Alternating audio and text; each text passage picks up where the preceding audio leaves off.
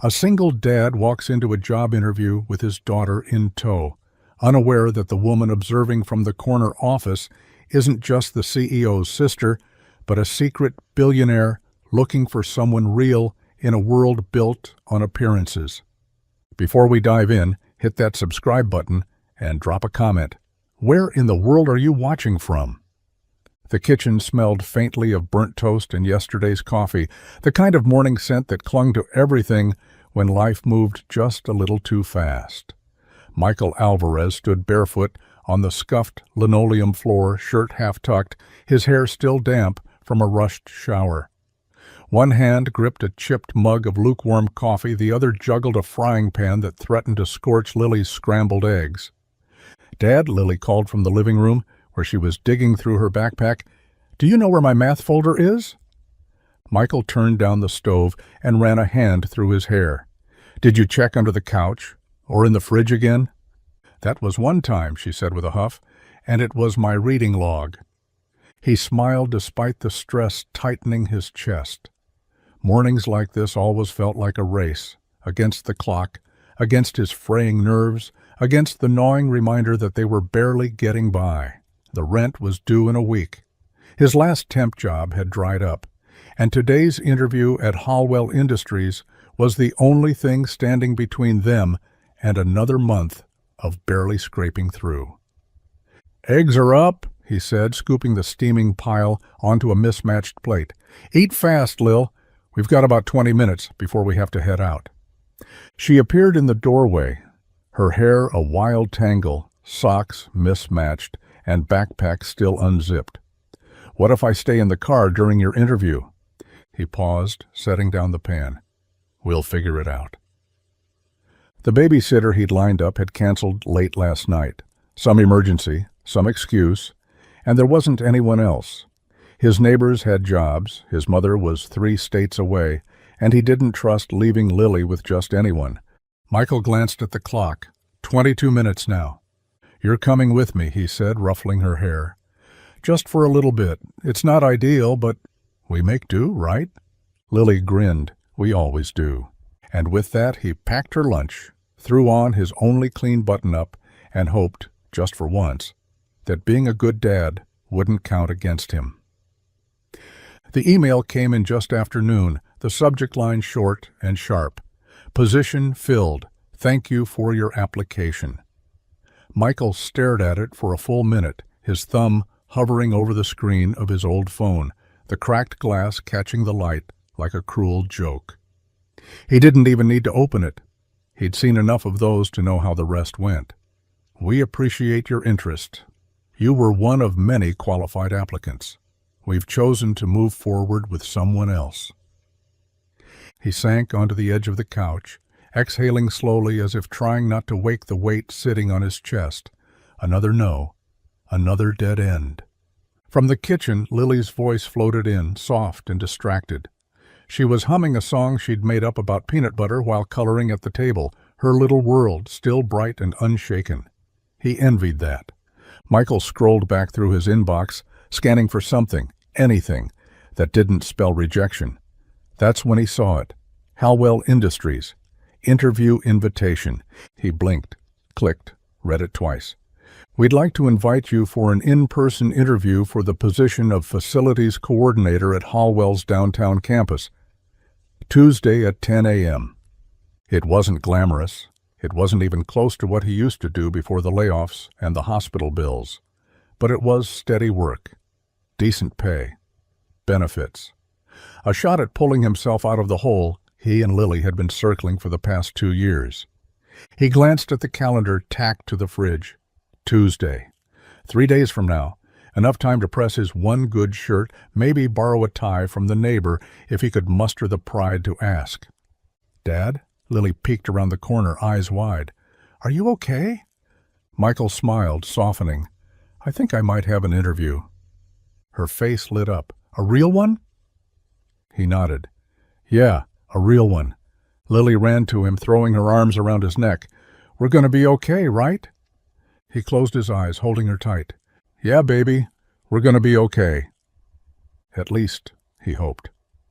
The phone buzzed against the kitchen counter just as Michael was adjusting the collar of his shirt in the hallway mirror. He glanced at the screen and felt his stomach drop. Tina. Not a good sign. He swiped to answer. "Hey, Tina." "Michael, I'm so sorry," she rushed in, voice tight. "I can't watch Lily today. My youngest has a fever, and we're headed to urgent care." Michael closed his eyes. "Is she okay?" "I think so, but I don't want to risk it. I really am sorry." He rubbed his temple. "No, it's fine. I get it. Hope she feels better." The line went dead. He stared at the phone for a second, as if it might magically produce a plan B. It didn't. "Everything okay?" Lily asked, already dressed, her backpack slung over one shoulder and her ponytail crooked. She stood in the doorway with peanut butter on her chin and hope in her eyes. He forced a smile. "Tina can't make it today." "Oh." Lily looked down at her shoes. "Does that mean you can't go?" Michael looked at the clock. 8:42. The interview was at 10. The drive downtown would take at least 30 minutes, maybe more with traffic. He exhaled slowly, kneeling to meet her eyes. "No, kiddo. It just means we improvise." Lily tilted her head. "Improvise?" He stood and grabbed his keys.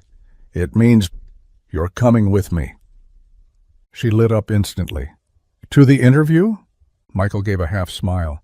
"Yeah, just promise me you'll be quiet, okay? And stay close."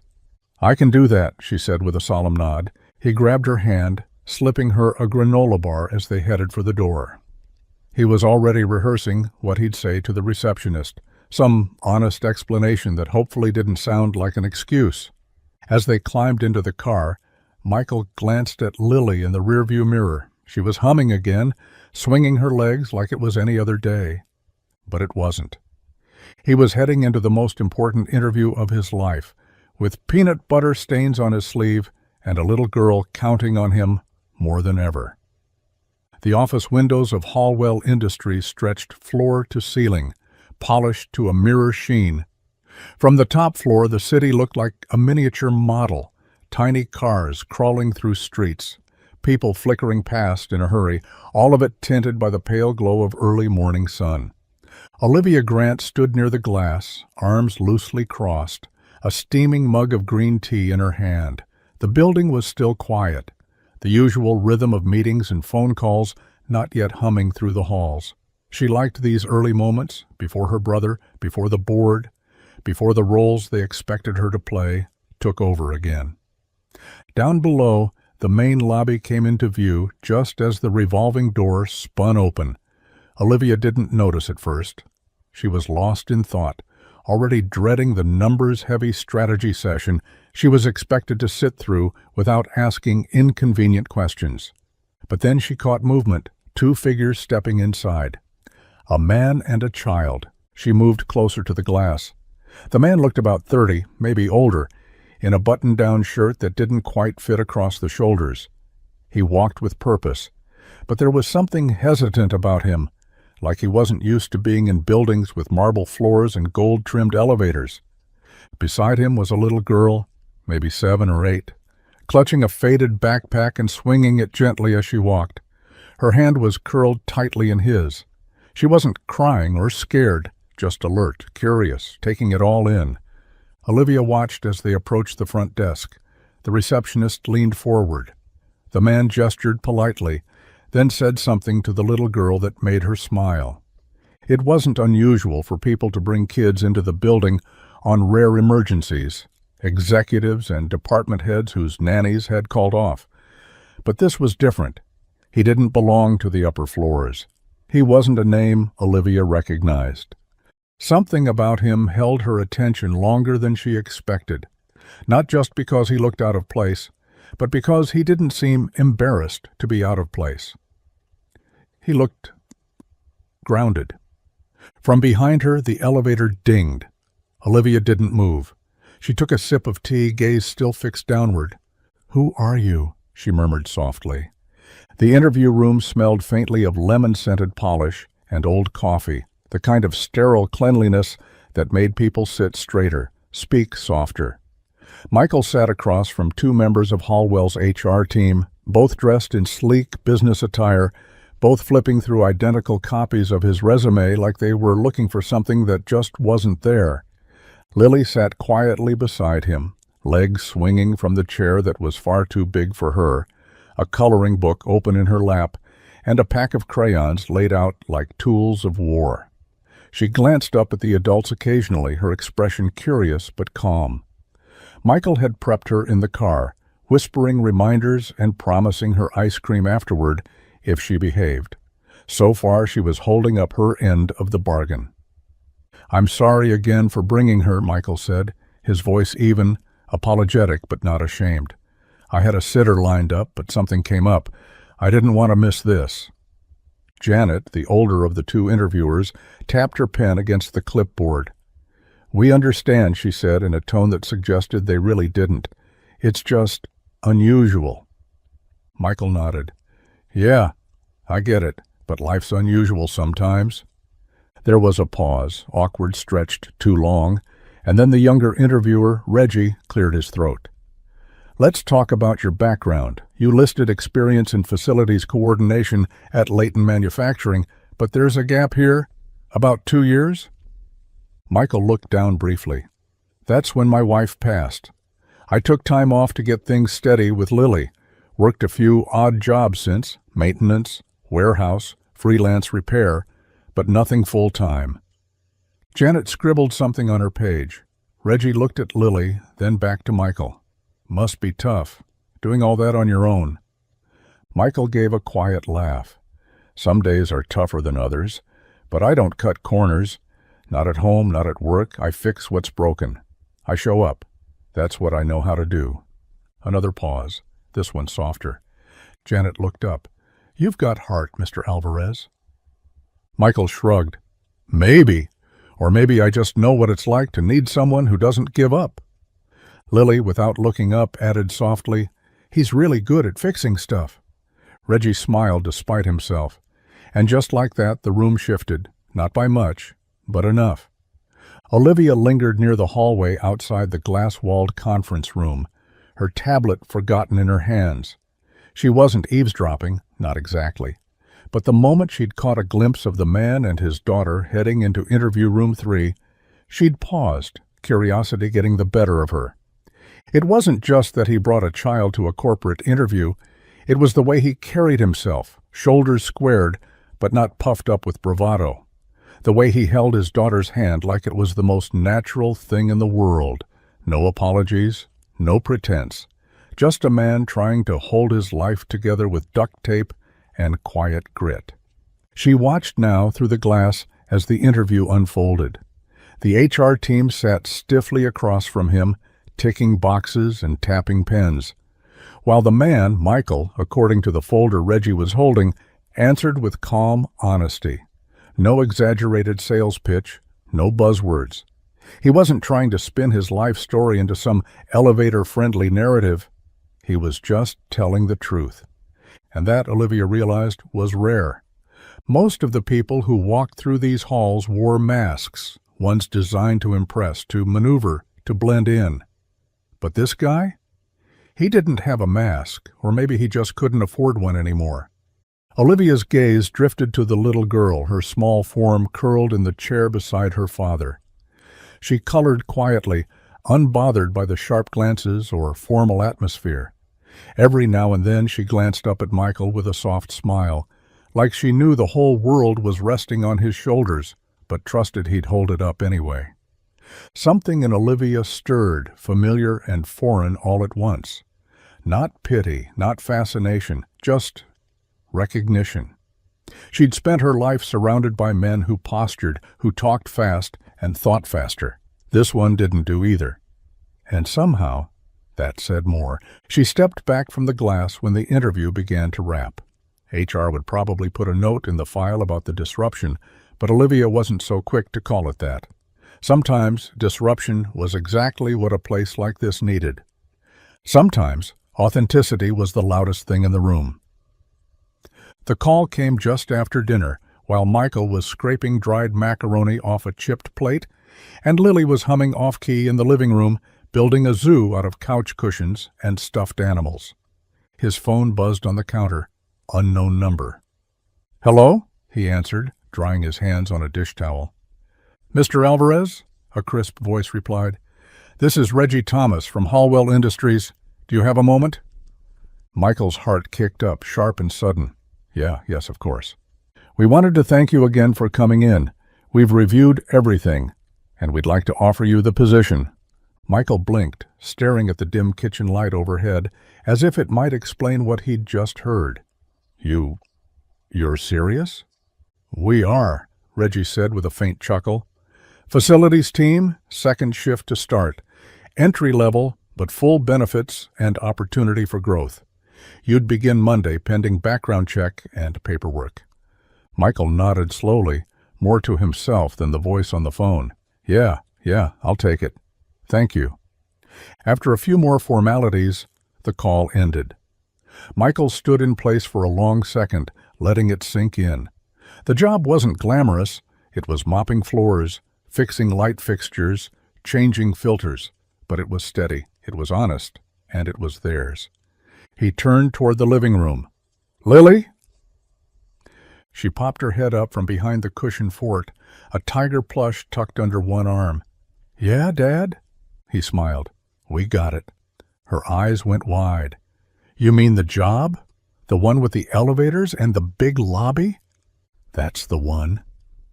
She squealed and ran to him, arms flung wide, crashing into his legs with a hug that nearly knocked the wind out of him. "We're going to be okay," she whispered, just like he'd told her before. "Yeah, baby," he murmured, holding her close. "We are." As he tucked her into bed later, Michael couldn't shake the strange feeling that had lingered since the interview, like someone had been looking out for him. Not luck exactly, something quieter, more deliberate. He didn't know it yet, but he wasn't wrong. The sun hadn't even cleared the rooftops when Michael stepped off the bus, his boots hitting the pavement with a dull thud. Hallwell's towering glass headquarters gleamed in the early morning light, the kind of building that looked like it belonged in a different world, one with corner offices, personal drivers, and people who didn't count their change at the grocery store. Michael adjusted the strap on his worn backpack and took a steadying breath. First day. First step. He had made it through orientation and background checks, filled out forms with words like direct deposit and 401k that felt foreign but promising.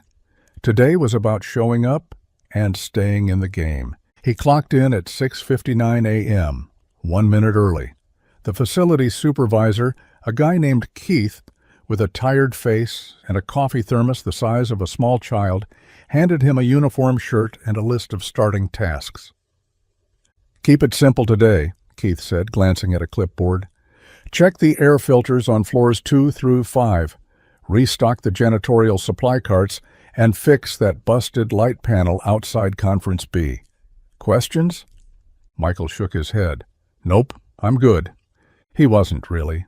Every hour his mind drifted back to Lily. Was she okay with Mrs. Russo, the retired neighbor he'd begged for last-minute help?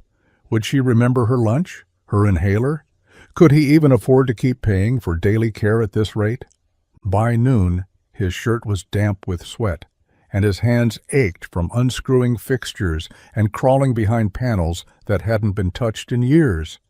But there was something satisfying about it, something clean and honest. No spreadsheets, no politics, just things that were broken and someone trusting him to fix them. The hardest part came at the end of his shift, when he stared down at the bus schedule and realized he'd missed the earlier route home by 7 minutes. The next one? 45 more to wait.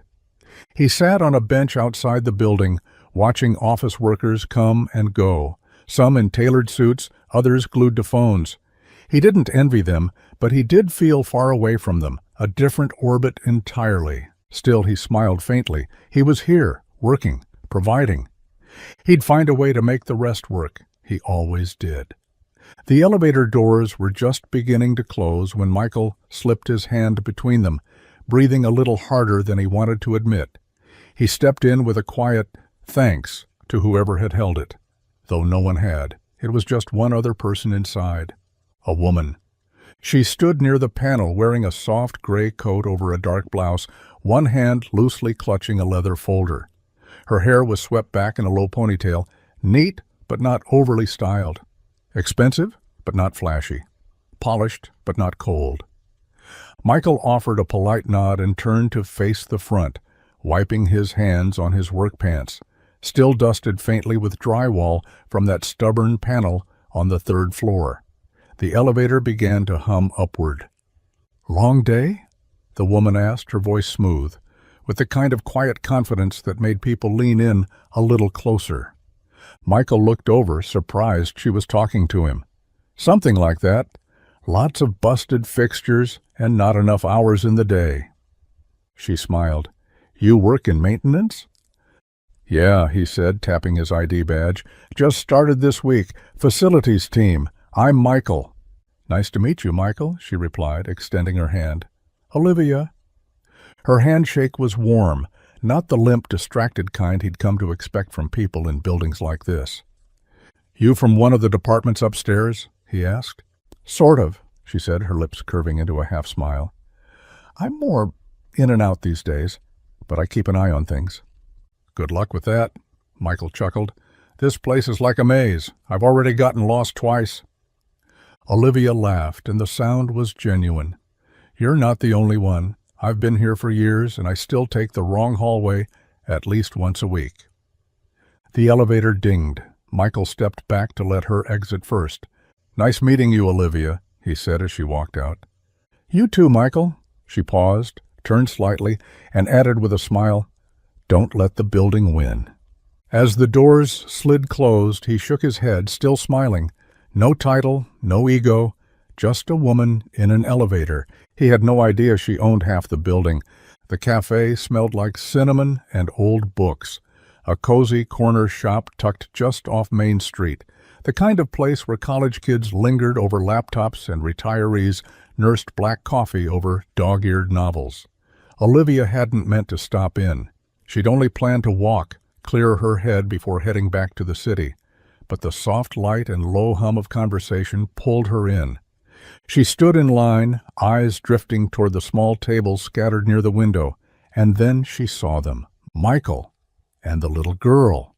He was hunched over a paper cup, looking like he hadn't slept much, wearing the same uniform shirt she'd seen earlier that week in the elevator. Across from him, the girl had her elbows on the table, completely absorbed in a coloring book. Crayons were spread out between them like a rainbow explosion. Olivia hesitated just for a second. Then she stepped out of line and walked toward them. Michael looked up, surprised but not guarded. "Hey," he said with that same quiet, unpolished charm. "Didn't expect to see you here." "Neither did I," she replied. "Mind if I join you?" He glanced at the empty seat, then at Lily. "That okay with you, kiddo?" Lily looked up, sizing Olivia up with all the seriousness of an 8-year-old. "Sure, I'm coloring giraffes." "Well, that settles it," Olivia said, sitting down. "I like giraffes."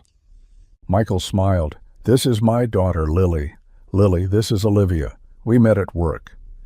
Lily tilted her head. "Do you fix things too?" Olivia paused. "Not exactly. I help people fix things sometimes." Lily nodded, satisfied, and went back to coloring.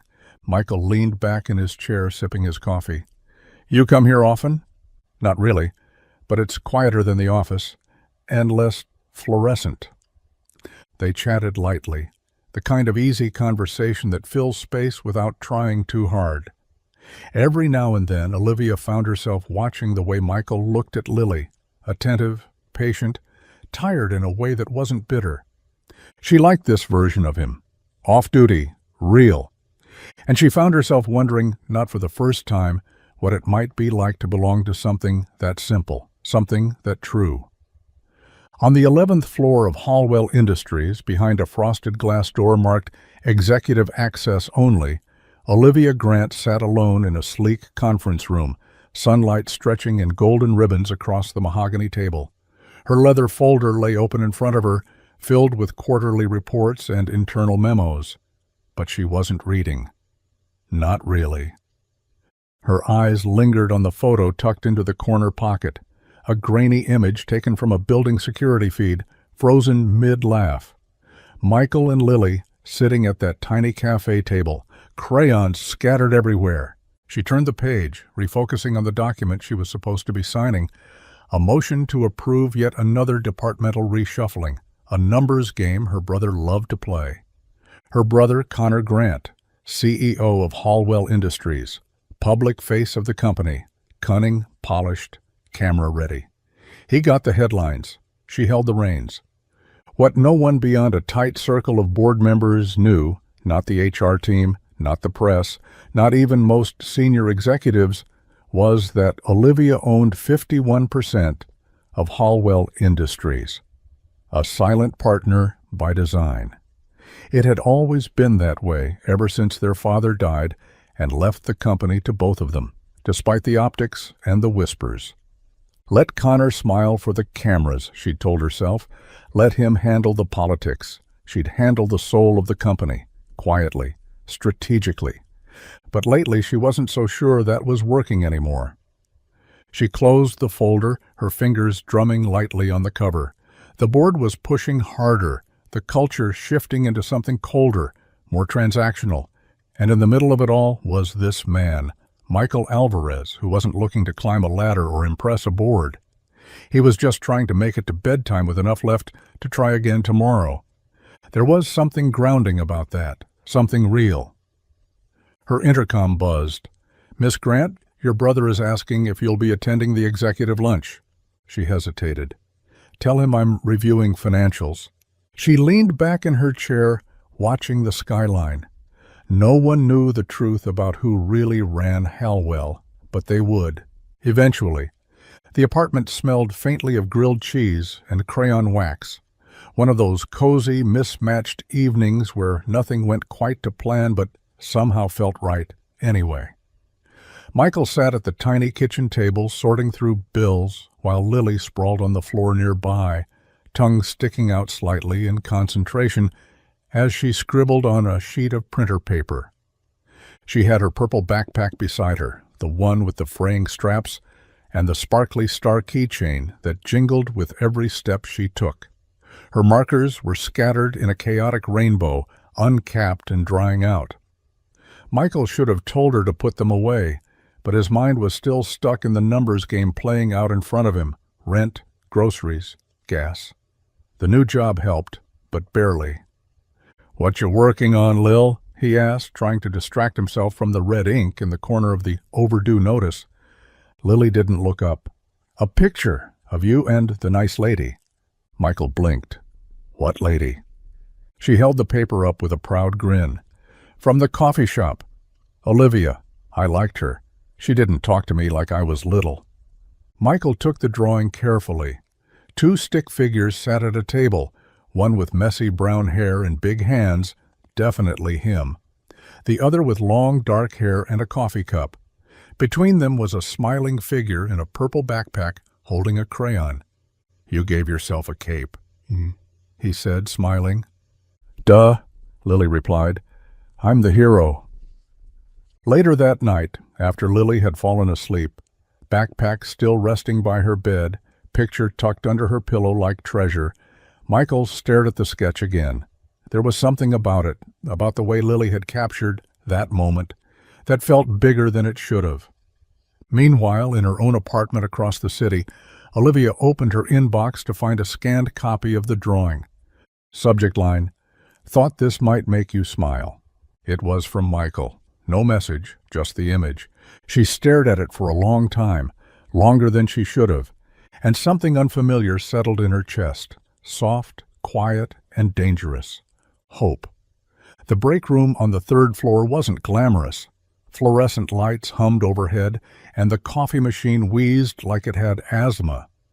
But it was quiet, and that was enough for Michael, as he stirred powdered creamer into a lukewarm cup of decaf and rubbed the back of his neck. His second week on the job was going better than expected. No disasters, no write-ups, but the logistics were wearing him down. Mrs. Russo, the sweet but scatterbrained neighbor who'd been watching Lily, had already missed 2 afternoons. She meant well, But Michael couldn't keep leaving work early or sprinting to the bus stop hoping Lily hadn't wandered too far. It wasn't sustainable. He didn't notice Olivia until she was at the counter, quietly pouring herself a cup of tea. "You look like someone who's been arguing with a spreadsheet," she said without turning around. Michael gave a tired smile. "More like arguing with time." She glanced over her shoulder. "Time's undefeated." "Tell me about it." He took a sip, winced. "You'd think a company this fancy could spring for real cream." Olivia smirked. "We save the good stuff for the boardroom." They sat in a comfortable silence for a beat, the kind that felt more like a pause than a stop. "Everything all right?" she asked, her tone light, casual, but not uninterested. Michael hesitated. He wasn't in the habit of sharing, but something about Olivia, her presence, her calm, made him feel like he didn't need to explain too much. "Just some trouble with childcare. My sitter's been flaking, and I can't exactly leave Lily home with a bowl of cereal and a locked door." Olivia set her cup down. "Have you looked into the Hallwell daycare program?" Michael blinked. "There's a daycare program?" She nodded. "Corporate doesn't advertise it much. Mostly execs use it, but there's room. I could put in a call, if you want." Michael raised an eyebrow. "You can do that." She shrugged. "I know people." He studied her for a second, something flickering behind his gaze. "Thanks, Olivia. That'd mean a lot." "No problem," she said, standing to leave. "Everyone needs someone to pull a string now and then." As the door swung shut behind her, Michael shook his head and smiled. "Just another exec, huh?" "Right." The boardroom was glass and chrome, sharp lines, cold light, and the quiet hum of power radiating from every polished surface. Olivia sat at the far end of the long table, fingers laced, expression neutral, as her brother Connor paced near the wall of screens displaying quarterly projections and market shares. "Look," he said, not for the first time. "I'm all for your little philanthropy streak, but getting too close to people like him?" He turned to her now, arms folded. "It sends the wrong message." Olivia's brows lifted slightly. "People like who?" Connor scoffed, walking back toward the table. "The maintenance guy. Alvarez. The one with the kid." He said it like it was a line item. "You think no one's noticed you're spending a little extra time downstairs?" She didn't respond right away, letting his words hang in the air like smoke. "You forget," he continued. "We built this company on reputation. Image. You start playing favorites with the janitorial staff. The lines blur. We can't afford that." Olivia leaned back in her chair, eyes narrowing just slightly. "So, being human is a liability now?" Connor gave a tight smile. "Being seen caring too much is. There's a reason we keep our names off half the paperwork, Liv. We're the face of this company, not the heart." "And maybe that's the problem," she said quietly. He paused, thrown off just enough to frown. "What's that supposed to mean?" She stood, gathering her tablet and folder. "You talk a lot about legacy, about maintaining the brand, but somewhere along the way, we stopped asking why we're doing this." "Don't get sentimental," he warned. "It's business." "No," Olivia said, stepping toward the door. "It's people, and some of us haven't forgotten that." She left without another word, her heels clicking softly against the marble floor. Out in the hallway, her reflection caught in the dark glass, flawless, composed, just like it was supposed to be. But inside, something had shifted. She wasn't sure when she'd started caring about Michael Alvarez. She only knew that she did, and maybe, for once, that was reason enough.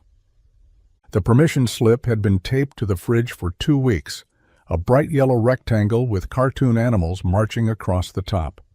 Lily's class was going to the city zoo, her first field trip since kindergarten, and she'd been counting down the days with the kind of wide-eyed excitement that made Michael's chest ache. But the shift schedule had landed like a hammer the day before. Mandatory coverage on Friday, no swaps, no excuses. Michael had sat Lily down at breakfast, his coffee growing cold as he watched her face fall when he told her he couldn't go. "It's okay, Dad," she said, stirring her cereal too fast. "You have to work, I get it. But she didn't really, and he didn't blame her. That morning, he walked her to the school bus in silence, then stood on the curb for a long moment after it pulled away. Guilt was a familiar weight. Still, today it felt heavier than usual. Olivia stood near the edge of the bus lot, oversized sunglasses hiding her eyes, a carefully packed lunch bag in hand. She hadn't been to a school in years, maybe not since her own tightly managed childhood, where field trips were luxuries and emotions were monitored like investment portfolios. She spotted Lily right away. The girl stepped off the bus with her class, wide-eyed, clutching a laminated zoo map. When she saw Olivia standing near the gate, her expression lit up like a firework. "Miss Olivia?" Olivia knelt. "Hey, Lily. You came?" "I did. I figured every explorer needs a field trip, buddy." Lily didn't hesitate. She took Olivia's hand like they'd done this 100 times before. "Can I call you Miss Liv?" she asked a few minutes later, as they stood watching a sleepy giraffe chew lazily behind the glass. Olivia's smile was soft, almost shy. "Yeah, I'd like that." The day passed in snapshots, Lily pointing out monkeys, laughing at the penguins, handing Olivia a melted fruit snack with all the generosity of royalty. And somewhere in between the elephant enclosure and the reptile house, Olivia realized something she hadn't expected. She wasn't just showing up for Lily, she was showing up for herself. The sun was slipping behind the skyline, throwing warm streaks of gold across the parking lot as the last of Halwell's employees trickled out. Michael was just finishing up his shift, the back of his neck damp with sweat and his hands smudged with grease from replacing a faulty panel in the loading bay. He was ready to head home, heat up leftovers, and collapse. That's when he saw her. Olivia standing beside a sleek black sedan near the edge of the lot, hood up, phone in one hand, frustration clear on her face even from a distance. He jogged over without thinking. "Trouble?" he asked, already peeking under the hood. She looked up, startled at first, then relieved. "I was going to call a service, but they said it'd be over an hour. I think it's the battery, but I honestly have no idea." Michael grinned. "Mind if I take a look?" "Please, I'm not above accepting help tonight." He rolled up his sleeves, leaned in, and within seconds was fiddling with the terminals like it was second nature. Olivia stepped back, watching him with quiet curiosity. "You do this kind of thing in your sleep, don't you?" she asked. Michael chuckled. "Used to run a little garage before everything went sideways. Now I just fix what breaks and hope nothing else does." Olivia tilted her head. "You miss it?" He shrugged. "Sometimes. I miss working for myself. Miss the smell of motor oil more than I should probably admit." She laughed, light, genuine, the sound of someone letting their guard down. 10 minutes later, the engine coughed, then roared to life. Olivia beamed like he'd just pulled off a miracle. "You really are good at fixing things," she said, climbing behind the wheel. Michael leaned on the door, grinning. "Like I said, it's what I know." She didn't start the car right away. Instead, she looked up at him, the glow of the dashboard softening her features. "Thank you, Michael, for this, and the daycare, and Lily." He nodded. "Any time." There was a quiet moment between them, not awkward, not rushed, just there. "Want to grab coffee sometime?" she asked suddenly, almost like she surprised herself. Michael raised an eyebrow. "You asking me out, Miss Liv?" She smiled. "I'm asking you for company. The rest is negotiable." And for the first time in a long time, Michael said yes without hesitation. The invitation came in the form of a folded note tucked inside Lily's backpack. Michael found it late in the evening after sorting through her crumpled math worksheets and half-eaten granola bars. The handwriting was clean, elegant. "Dinner? Nothing fancy. Just food, conversation, and maybe a little laughter. Friday, 6 p.m., my place. Bring Lily. Live." He stared at the note for a long moment, heart beating a little faster than he liked to admit. It was casual, friendly even, but still. Dinner at her place, that wasn't coffee in the break room or a wave in the elevator. It felt intentional. Friday came quicker than he expected. He didn't own much that qualified as nice, but he managed to find a collared shirt that only had one frayed cuff and made Lily promise not to wear glitter. She didn't. Instead, she wore a yellow dress with pink socks and carried a drawing rolled up in her hands like it was a treasure. Olivia's apartment was nothing like Michael imagined. Yes, it was sleek and well lit, but it wasn't cold. There were books stacked unevenly on the shelves, a few too many throw pillows on the couch, and a plant in the corner that looked like it was winning a battle for its life. "You made spaghetti?" Michael said, surprised as the smell of garlic and tomato filled the kitchen. Olivia grinned. "I did. I even Googled how not to mess it up." Lily climbed into a chair like she'd always belonged there and handed Olivia her drawing, another masterpiece featuring stick figures holding hands under a starry sky. Olivia blinked at it longer than necessary, her fingers tracing one of the tiny figures labeled Miss Liv. Dinner was easy, comfort food and unfiltered laughter. Olivia and Lily talked about favorite animals and jelly bean flavors while Michael just watched them, something warm building in his chest. It wasn't just attraction, though, that was undeniably there. It was the way Olivia looked at Lily like she mattered, like they both did.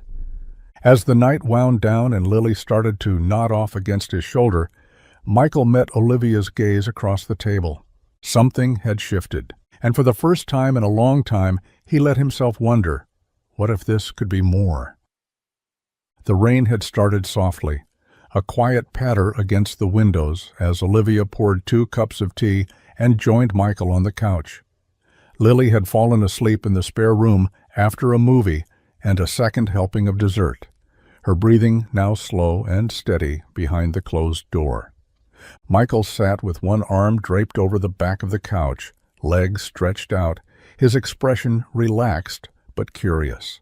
There was a pause between them, comfortable but heavy, like something waiting to be said. Olivia cradled her mug, eyes fixed on the swirl of steam.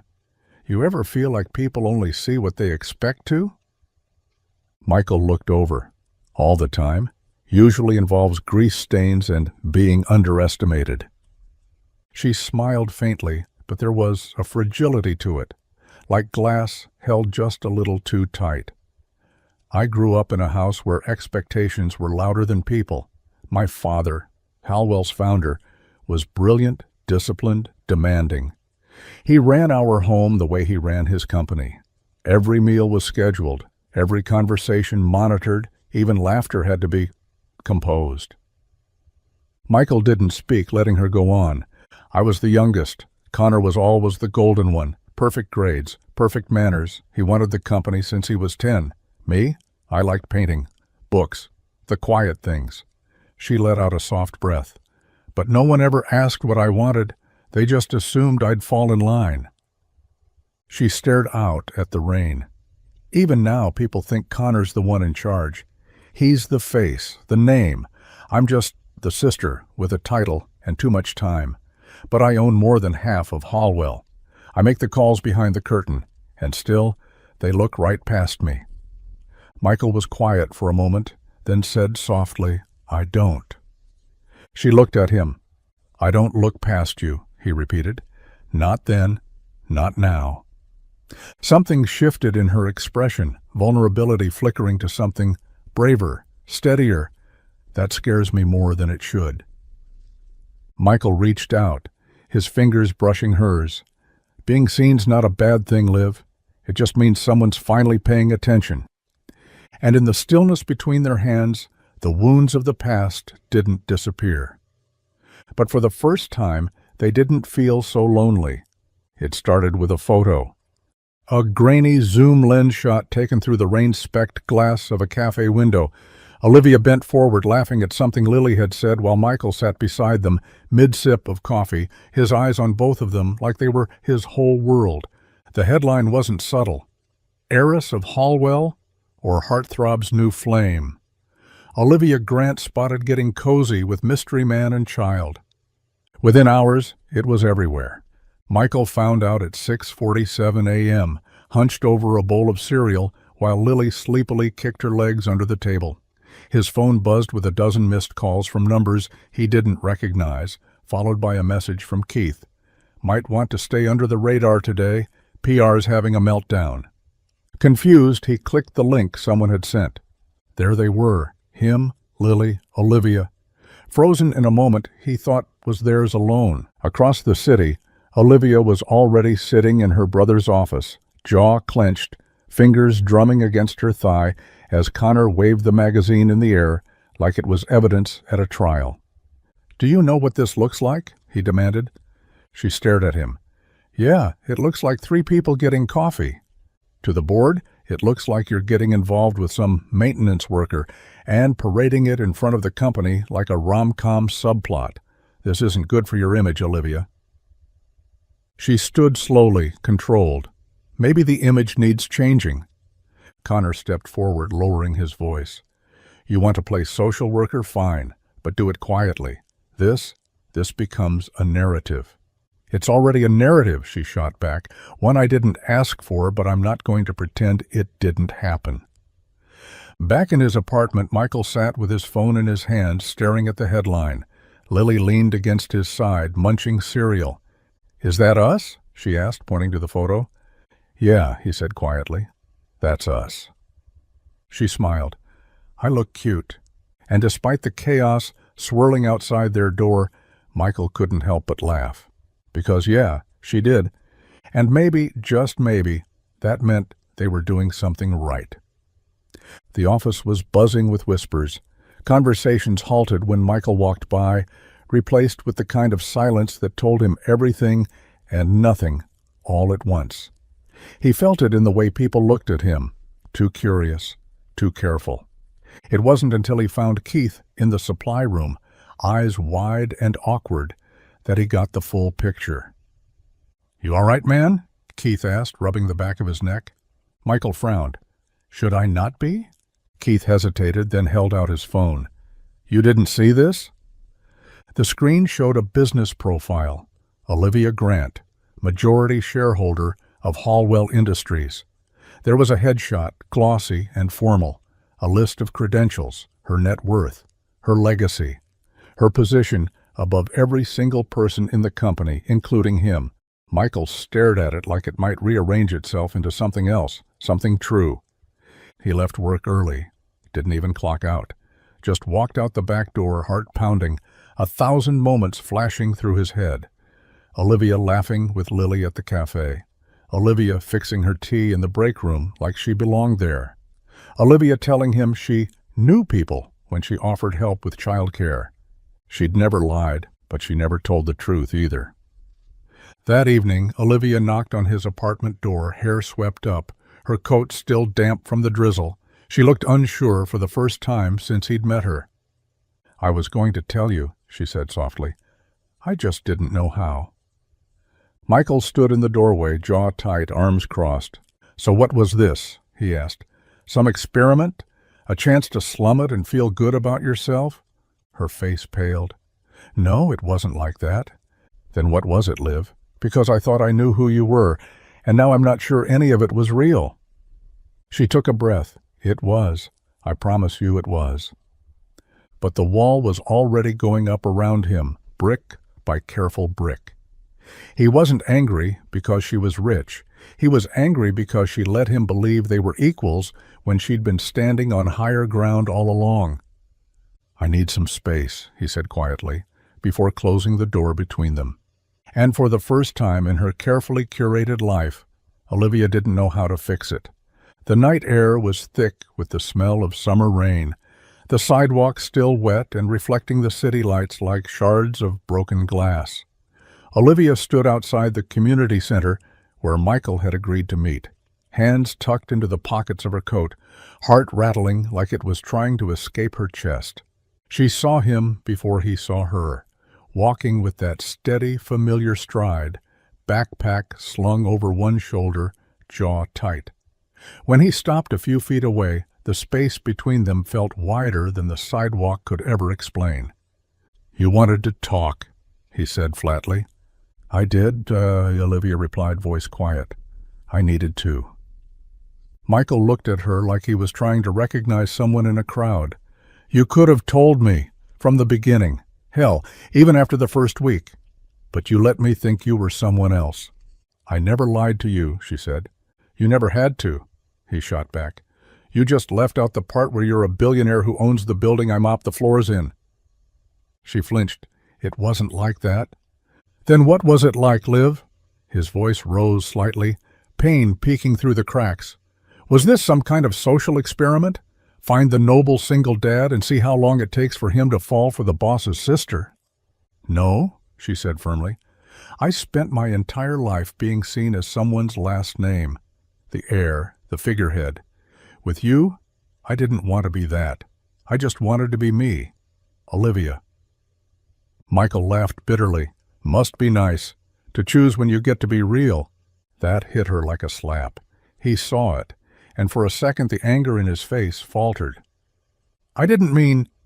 He started, but she held up a hand. No, you did, and maybe you're right, she swallowed. But I didn't come into your life to manipulate you. I came because I liked you, and I stayed because I care. Silence fell again, heavy, unforgiving. Michael stepped back. Caring doesn't undo the lie, Liv. And with that he turned and walked away, his footsteps echoing in her chest long after he was gone. She didn't follow. She couldn't. The days blurred into each other, a quiet grind of routine and responsibility. Michael woke early, packed Lily's lunch, dropped her off at school, then clocked in at Hallwell before most of the office lights were on. He worked harder than ever, fixing, replacing, tightening, cleaning. The tasks were familiar, physical, and mercifully numb. He didn't ask questions. He didn't take breaks. And he didn't look up at the elevator to the executive floors, not once. Olivia hadn't been seen since the morning after their fight. No flutter of her coat in the hallway, no polite small talk in the break room, no chance run-ins at the cafe. It was as if she'd vanished. Keith mentioned she'd taken a leave of absence, whatever that meant. Rumors floated. Some said she was traveling. Others claimed she was stepping back from the company altogether. Michael didn't ask. He didn't want to care. But he did. Late at night, after Lily was asleep and the apartment had fallen into its soft, humming quiet, he'd find himself scrolling past her name in his phone. Never dialing, just lingering. Lily, too, noticed the absence in the way only a child can, quietly, with questions folded into silence. "Is Miss Liv okay?" she asked one night, curled beside him on the couch, drawing again. Michael stared at the television, the show in front of him forgotten. "I don't know," he said. "She never said goodbye." "I don't think she meant to leave." Lily nodded, as if that was enough, but it wasn't, for either of them. At work, Michael started staying later, taking on extra shifts when he could.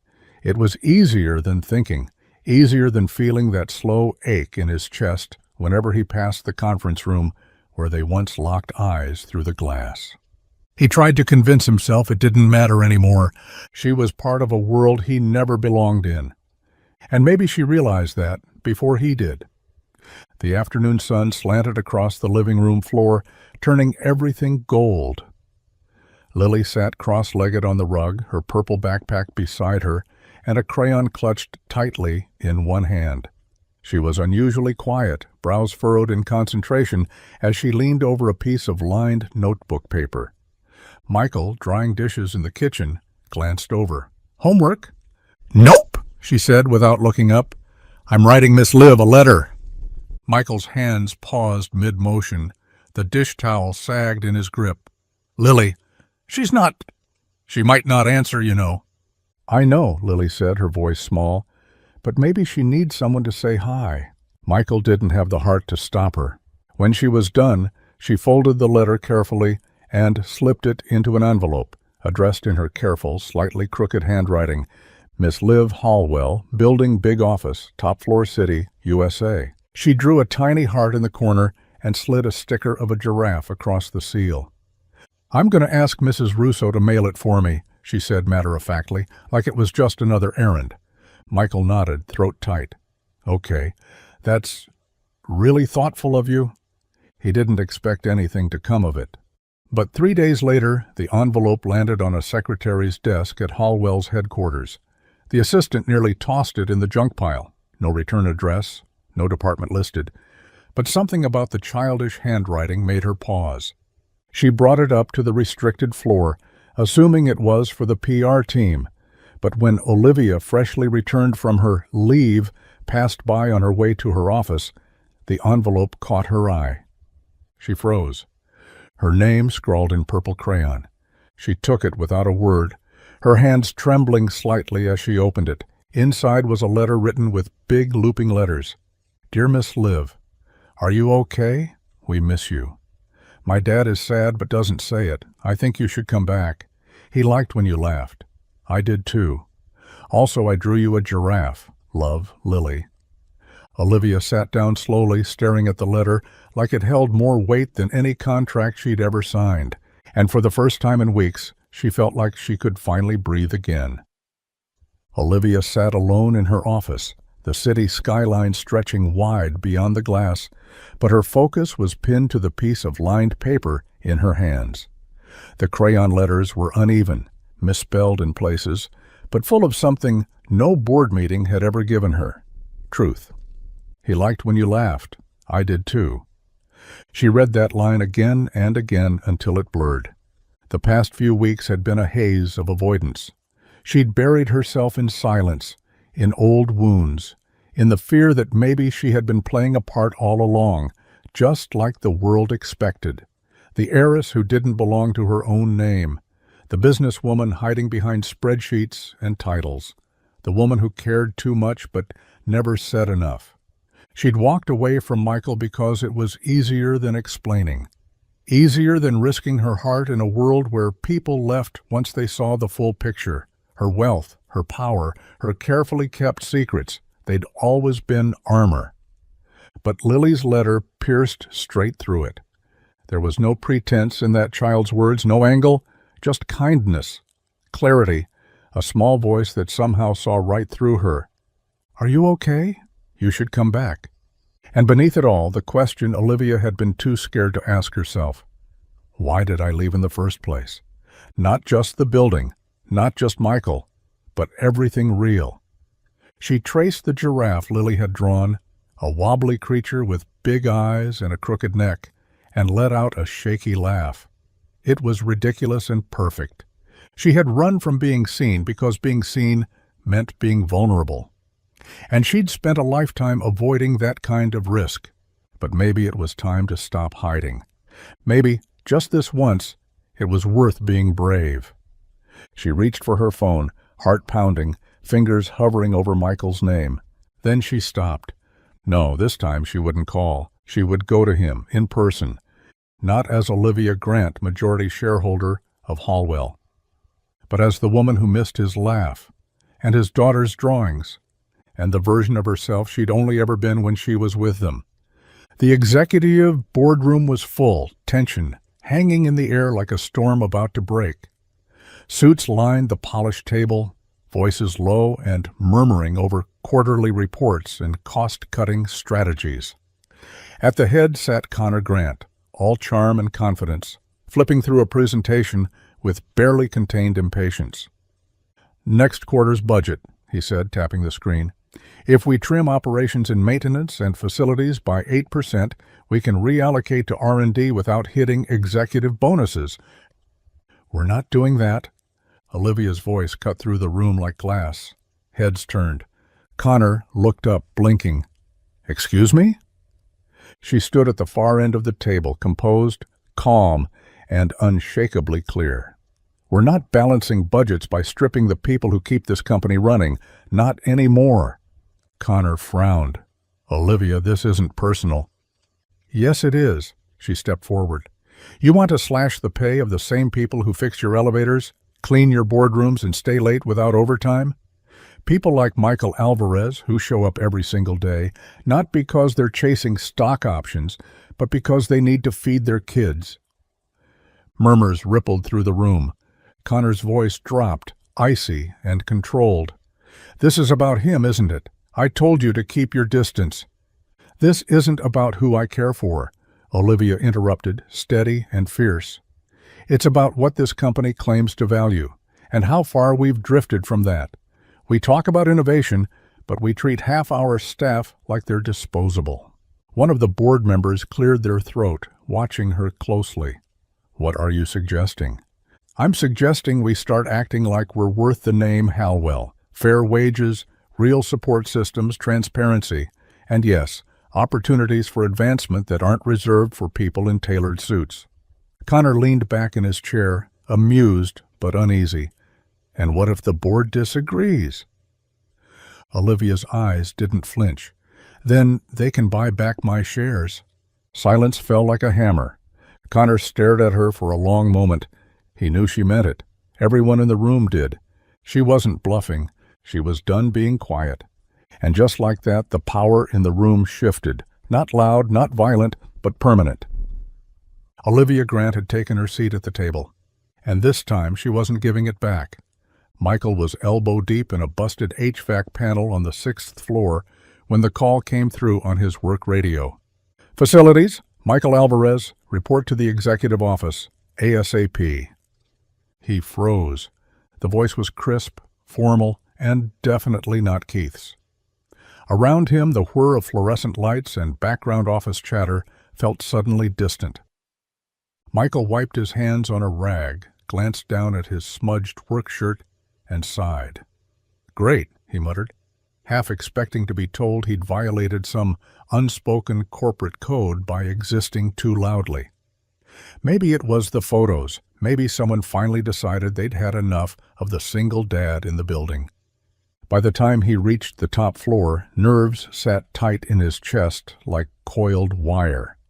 He stood outside the glass office door marked C. Grant, wondering if this was the kind of story that ended with a box of belongings and a polite escort to the elevator.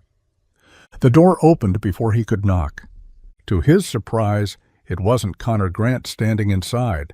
It was Olivia, and she wasn't alone. Connor sat behind the massive desk, arms crossed, expression unreadable. Olivia stood to the side, her posture straight but calm, like she was anchoring the room. "Michael," she said, voice soft but steady. "Come in." He stepped inside slowly. "Is everything all right?" Connor nodded once. "Depends on how you look at it." Olivia stepped forward. "We're launching a new initiative, Halwell Horizons. It's a community-based outreach program, skilled trades, mentorship, career development for under-resourced neighborhoods." Michael blinked. "Okay." "And we want you to run it," she continued, a small smile tugging at her lips. "Coordinate teams, design the programs, be the face of something real." He looked between them. "Me?" "You've lived it," Olivia said. "You are it." Connor gave a reluctant shrug. "Her idea, backed by the board. You start Monday." Michael was stunned.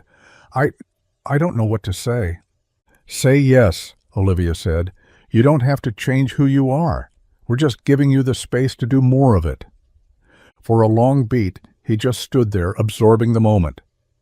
Then he smiled, slow, honest, and deeply rooted. "Yes," he said. "Let's do it."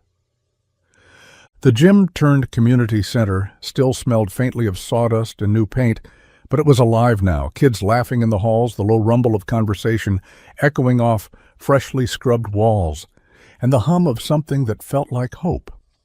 Michael stood near the back, watching a group of teens huddle around a workbench as they built a bike from spare parts. His hands were tucked in his back pockets, eyes focused, but his mind was miles away. The last few weeks had moved fast, too fast. The new role fit him better than he'd expected, but a part of him still felt like he was waiting for something, or someone. That's when he saw her. Olivia stood just inside the doorway, framed by sunlight spilling through the tall windows. She wore no makeup, no designer coat, just jeans, a soft sweater, and a familiar hesitance in her eyes. In her hand was a folded piece of notebook paper, Lily's letter. Michael didn't move at first, neither did she. Then, slowly, Olivia crossed the room, her steps soft against the old gym floor. She stopped in front of him, her fingers brushing the edges of the letter like it might crumble. "I got this," she said, voice tight. He nodded, his throat too thick to answer. "It sat on my desk for 2 days before I could even read it all the way through," she added with a shaky breath. "I kept telling myself it was just a note from a sweet kid, but it wasn't." Michael's gaze softened. "It was a mirror," Olivia continued. "It showed me the version of myself I've been running from and the version of us I threw away." She unfolded the paper and held it out. "Lily reminded me what it means to show up. No masks, no fear." There were tears in her eyes now, real, unguarded. Michael took the letter, folding it gently, like something sacred. "I missed you," she whispered. "I missed us," he replied. Then he pulled her into his arms, quiet, certain, and the weight of everything they hadn't said melted between them, not fixed, not forgotten, but forgiven. And finally, home. The late afternoon sun stretched long shadows across the path as Michael, Olivia, and Lily walked slowly through the city park, the world quiet except for the gentle rustle of leaves and the occasional bark of a dog somewhere in the distance. Olivia held Lily's hand, their fingers swinging gently in rhythm. Michael walked just beside them, his hands in his jacket pockets, glancing over every so often with that soft, uncertain smile he hadn't quite learned to relax into yet. The air between them felt lighter than it had in weeks, still tender, still healing, but no longer fragile. Lily was talking nonstop, animatedly retelling a story from school involving a spilled juice box, a runaway hamster, and a substitute teacher who may or may not have cried. Olivia laughed in the right places, eyes sparkling, and Michael shook his head, the sound of Lily's voice doing something steadying to the quiet places inside him. They came to a bench near a small pond, and Lily ran ahead to toss crumbs from a bag she'd insisted on bringing for the ducks. Olivia sat first. Michael followed, their knees nearly touching. "She's incredible," Olivia said, watching Lily as she leaned out over the edge of the pond, narrating each duck's personality as though she knew them personally.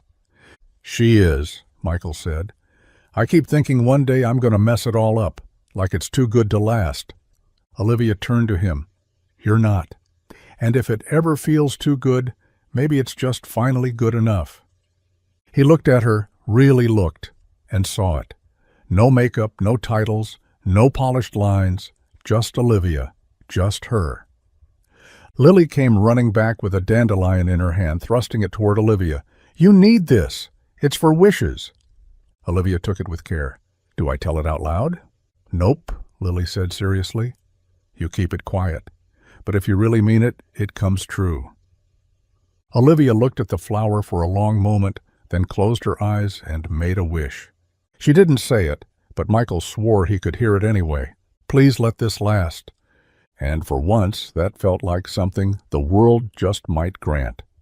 The sunlight poured into the apartment in soft, golden beams, catching flecks of dust in the air and warming the worn hardwood floors. The smell of pancakes drifted from the kitchen, mingled with the faint hum of a Sunday morning cartoon playing in the background. It was quiet, peaceful, the kind of morning that didn't ask much, only that you showed up and stayed a while.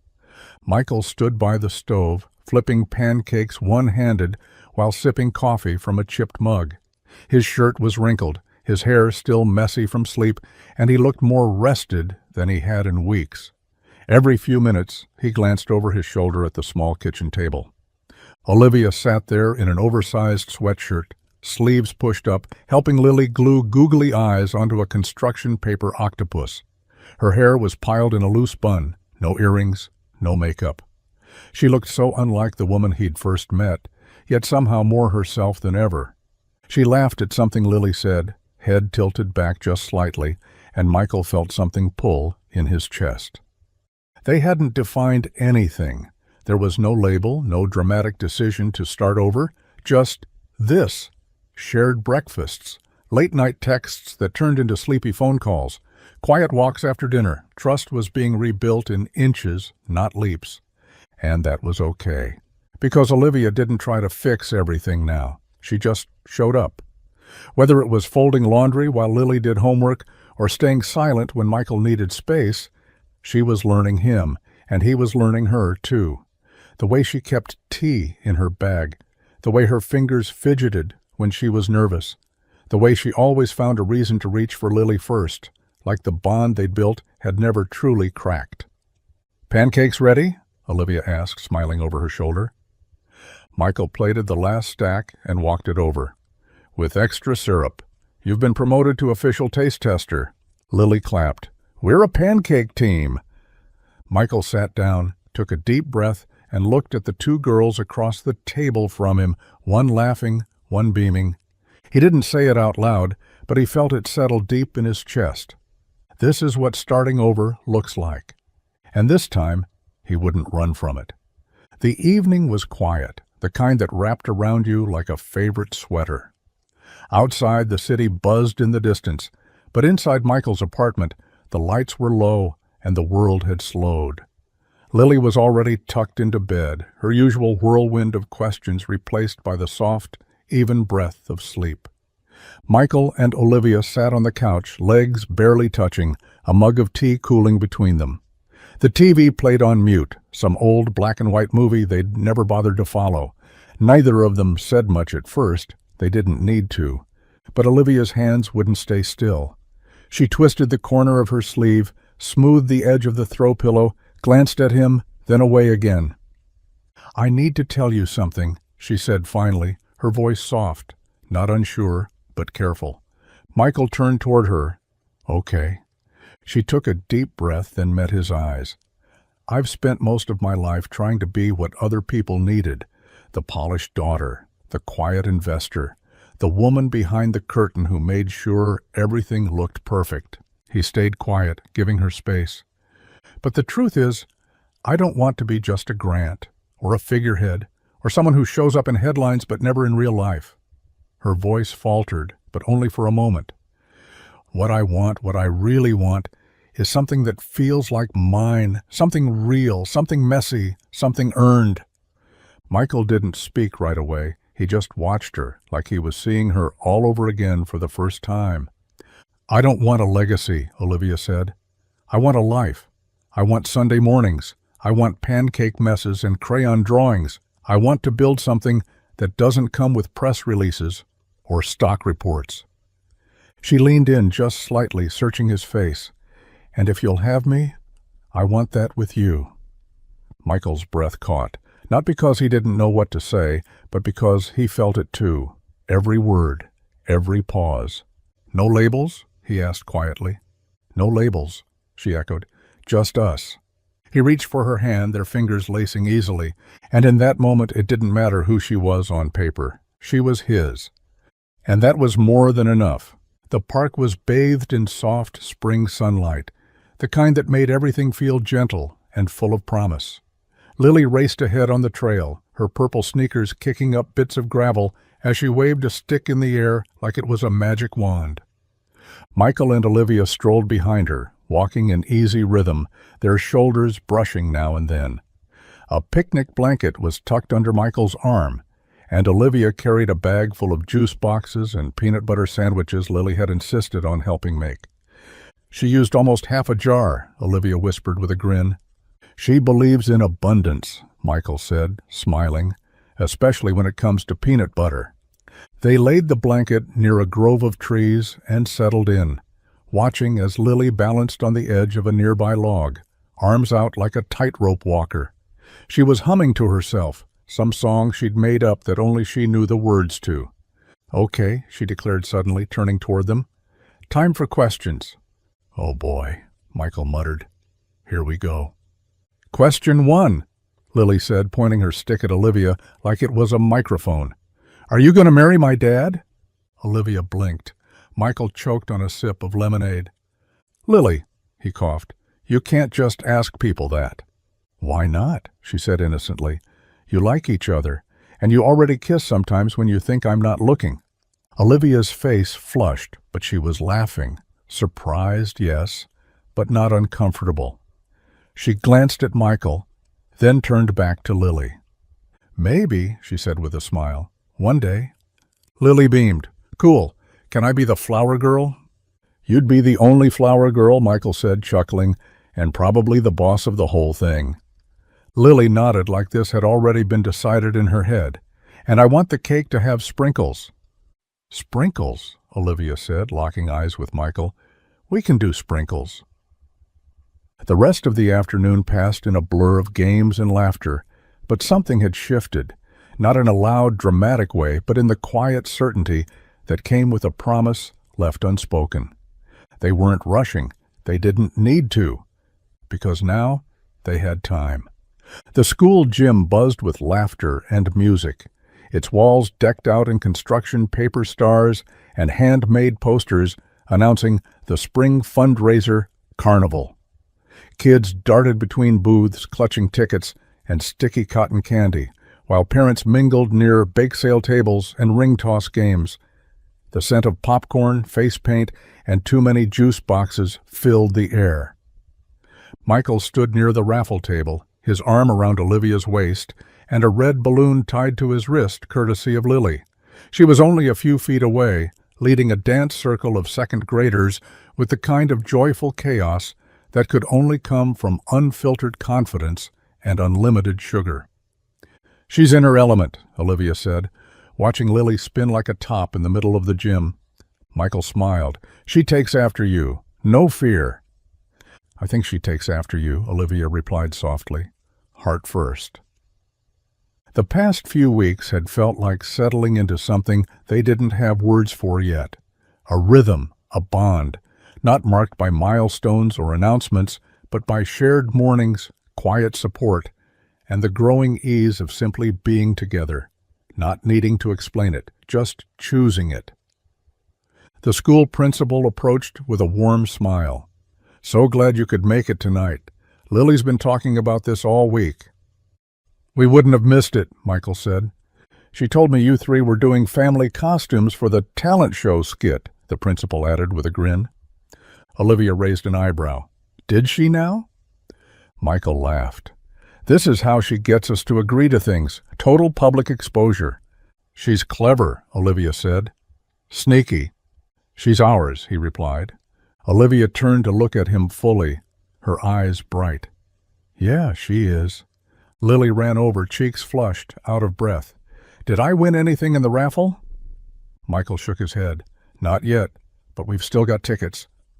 Good, she said, grabbing both their hands. We still have to do the three-legged race. We're a team, remember?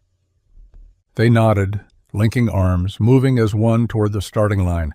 No last names, no headlines, no boardrooms.